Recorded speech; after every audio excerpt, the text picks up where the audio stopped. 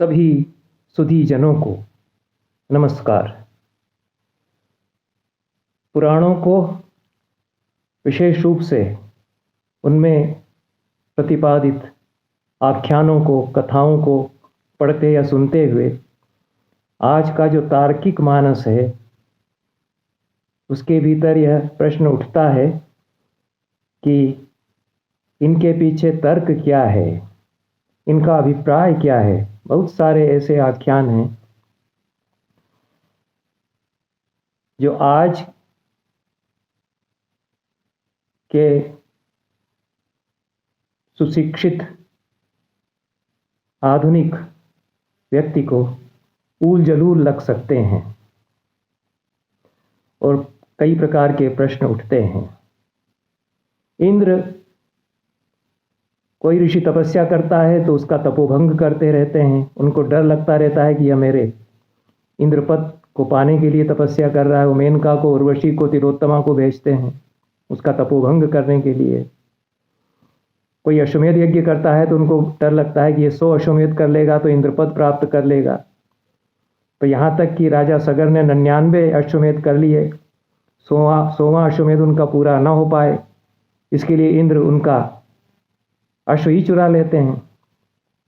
दिलीप ने अश्वमेध यज्ञ किया, उनका भी अश्वमेध का अश्व इंद्र चुरा करके भाग रहे हैं और रघु, दिलीप का जो पुत्र है, वो पीछा कर रहा है।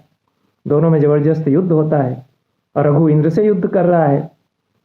इन सब आख्यानों में जो इंद्र का चरित्र है ऐसे अधपतित व्यक्ति का है कि उसको देवता क्यों हम माने।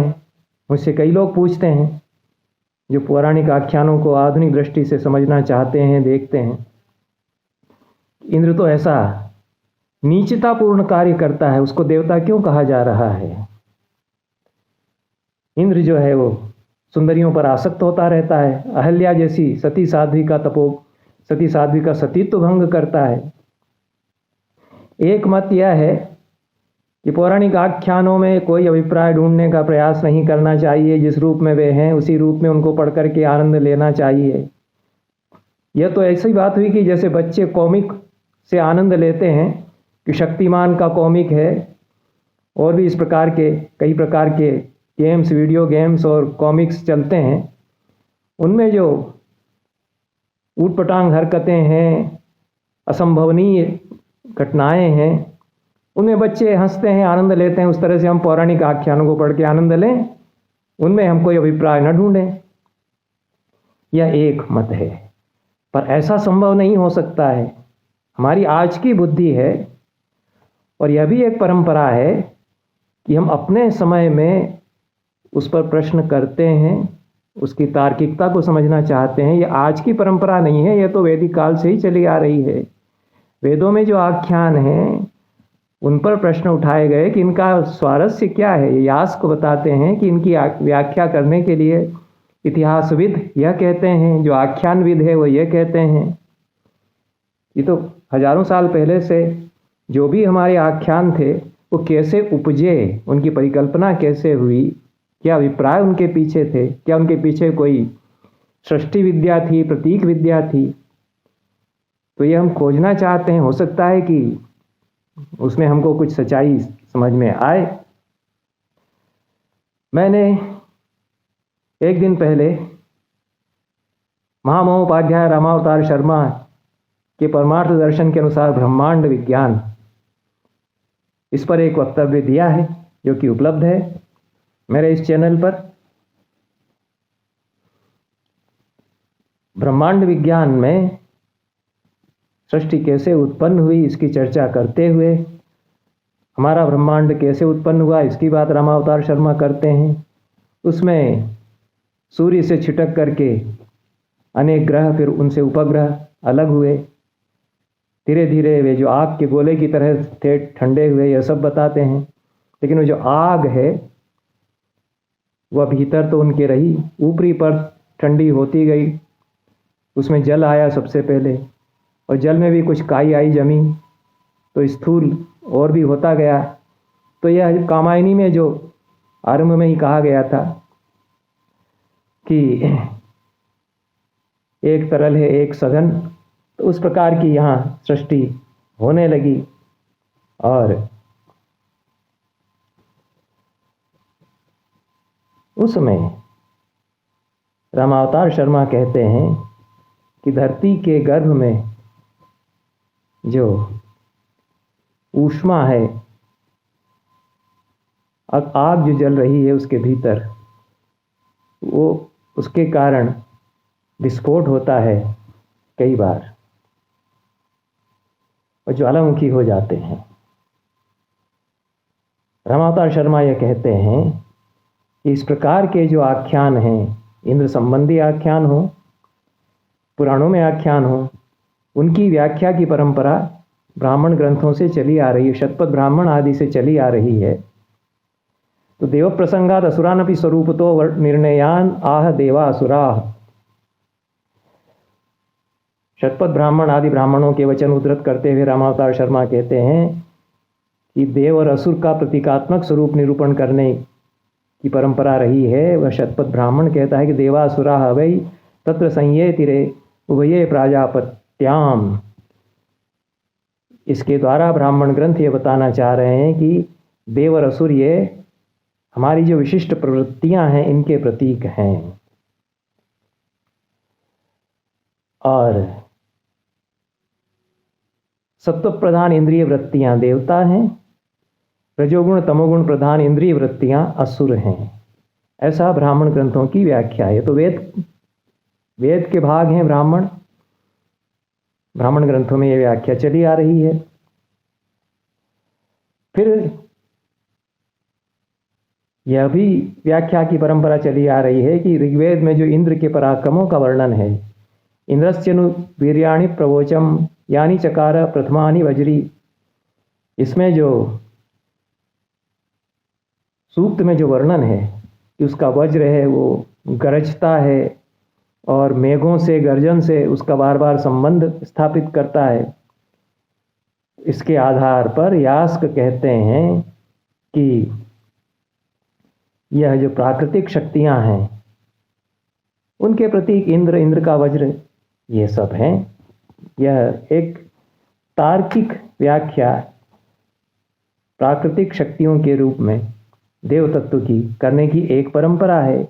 एक परंपरा ब्राह्मण ग्रंथों से जो चली आ रही कि सत्व प्रधान प्रवृत्तियां और सत्व प्रधान प्रवृत्तियां देवता हैं, रजोगुण तमोगुण प्रधान प्रवृत्तियां इंद्रियों की वे असुर हैं। यह एक परंपरा चली आ रही है, आज की परंपरा नहीं है, आज के मानस का उठाया हुआ सवाल नहीं है। यह तो वैदिक काल से व्याख्या परंपरा चली आ रही है। इसलिए व्याख्या कोई करता है तो कोई अपराध नहीं करता है। पौराणिक आख्यानों में यदि कुछ तत्व नजर आता है तो या तो दयानंद ने जैसा कह दिया कि गपोड़पंथी है, उन्होंने निरस्त कर दिया पूरा, वैसा मान लो, पर वह एक अति है। क्योंकि पुराण तो अद्भुत हैं, इतना ज्ञान विज्ञान विश्वविद्यालय उनमें समा गए। एक एक पुराण अपने आप में एक पूरा विश्वविद्यालय जैसे चल रहा है, उसमें उसके माध्यम से शिक्षा प्रदान कर रहे हैं जनता को पुराणकार। यह ठीक है कि उसमें अधःपतन भी हुआ उस पूरी परंपरा का और उसको भुनाने लग गए तथा कथित पुराणकार। तब यह संभव है कि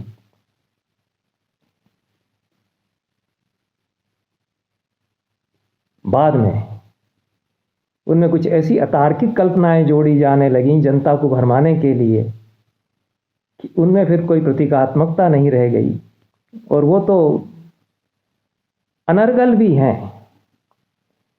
तो रामावतार शर्मा यही कहते हैं कि जो इंद्र सभा के वर्णन हैं, सभा पर्व में नारद मुनि जो देवलोक में यह सभा है ऐसी ऐसी अद्भुत वर्णन करते हैं, इंद्र सभा का, ब्रह्मलोक की सभा का सभा भवन बता रहे हैं। तो सभा भवन उस तरह के स्थूल रूप में कहीं है नहीं। युधिष्ठिर को वर्णन कर रहे हैं कि इस तरह के सभा भवन पहले बने हैं, युधिष्ठिर को सभा भवन बनवाना है। तो ये तो काल्पनिक चित्र युधिष्ठिर के सामने खींचते हैं। नरकों का जो वर्णन है, स्वर्ग का जो वर्णन है, उसको तो स्वयं पुराण ने खंडन कर ही दिया कपिल मुनि ने। वो भी तो इतने बड़े ऋषि हैं। अत्रैव मातः स्वर्गश्च नरकश्चेति प्रचक्षते या यातना वै नारक्यस्ता इहाप्युपलक्षिताः। देवहूति से कपिल मुनि कहते हैं कि स्वर्ग नरक सातवें आसमान पर, इसके धरती के ऊपर और कहीं नहीं है। इसी धरती पर स्वर्ग, इसी धरती पर नरक है।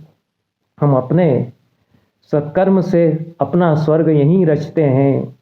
हमने शब्दों से अद्भुत संसार रचा, उसमें हम स्वर्ग अपना रचते हैं। कविता से, कला से, अपने दुष्कर्मों से अपना नरक हम रचते हैं। उसकी यंत्रणा में हम स्वयं झेलते रहते हैं, संतप्त होते रहते हैं अपने भीतर, अपने आप को इतना गिराते हैं कि स्वर्ग भी यहीं है इसी धरती पर, नरक भी यहीं है। हमको मालूम है जन्नत की हकीकत, लेकिन दिल को खुश रखने को गालिब ये ख्याल अच्छा है। यह तो गालिब भी कहते हैं, कपिल मुनि भी यही कहते हैं। ये भी तो, कपिल मुनि भी तो ऋषि हैं। इसलिए जो जनता को सत्कर्म में प्रवृत्त करने के लिए स्वर्ग नरक आदि की वर्णन किए जाते हैं, वह एक उद्देश्य उसके पीछे था। अब वो भी कोई सिद्ध नहीं होगा, चाहे जितना आप नरक का भय दिखाइए, स्वर्ग का प्रलोभन दीजिए, आदमी जो है वो उसी प्रकार से कर्म करते जा रहे हैं, उससे उल्टा अनाचार दुराचार बढ़ ही रहा है। ये सब अब उपादेय नहीं रह गया। इसलिए यह नहीं कहना चाहिए कि हम इतना रिजेक्ट करते हैं और इतना स्वीकार करते हैं। यह तो बहुत ही आधुनिक मानस की तुच्छ वृत्ति है। जो रिजेक्ट करने लायक है, अग्राह्य है, उसकी हम आलोचना करेंगे। पुराणों में अद्भुत प्रसंग हैं, कविताएं हैं, जीवन के सत्य हैं, ज्ञान है, बहुत बड़ा ज्ञान है, कई शास्त्र हैं, दुर्लभ जानकारियां हैं इस देश के भूगोल के बारे में, वो सब बहुत उपयोगी हैं। इसलिए जो जैसा है उसको वैसा ही उसी रूप में ग्रहण करके आनंद लेते जाओ, कोई सवाल मत करो। ये तो स्वीकार्य नहीं हो सकता है इस तरह का, और उसको उसी रूप में यथावत स्वीकार किया जाता रहे। ये तो बाल बोध एक प्रकार का हो जाता है। मामोपाध्याय रामावतार शर्मा अपने परमार्थ दर्शन में, जैसा मैंने कहना आरंभ किया था कि ब्रह्मांड विज्ञान के अंतर्गत ब्रह्मांड कैसे बना, फिर हमारा कैसे बने, फिर हमारा ब्रह्मांड कैसे बना, उसमें सूर्य से छिटक करके ग्रह जो अलग अलग होने लगे, उसमें पृथ्वी की ऊपरी परत ठंडी होती गई, लेकिन उसके भीतर जो ऊष्मा द्रव था वो कभी लावा के रूप में बाहर आता है, उससे ज्वालामुखी बनते हैं। हर कहीं ज्वालामुखी, उस आदिम काल में जब बहुत अधिक गर्मी धरती के भीतर थी तो ज्वालामुखी अधिक थे, ऐसा जो भूगर्भ शास्त्र की परंपरा है उसके आधार पर वे कहते हैं। तो हर कहीं ज्वालामुखी उठ करके खड़े हो रहे हैं। तब ज्वालामुखी के क्षेत्र बन जाते हैं। उसका उदाहरण वे देते हैं कि प्रशांत महासागर के आसपास किस किस प्रकार से ज्वालामुखी के क्षेत्र हैं। वहाँ ज्वालामुख पर्वत जब उठता है, अचानक लावा उसमें से निकलता है, तो कैसा भयंकर विनाश होता है। और क्यों सागर के आसपास ज्वालामुखी के क्षेत्र ज़्यादा हैं, उसके कारण प्रबल भूकंप आते हैं, धरती कहीं डोलती है, महोत्पात होते हैं। ये बहुत प्राचीन काल की स्थिति का वर्णन करते हैं। और इस प्रकार से कहीं भी फूट पड़ने वाले जनपद विनाशी ज्वालामुखियों का अध्ययन करते हुए यह जो स्थिति थी, भूगर्भ शास्त्रियों ने उसका अध्ययन किया है।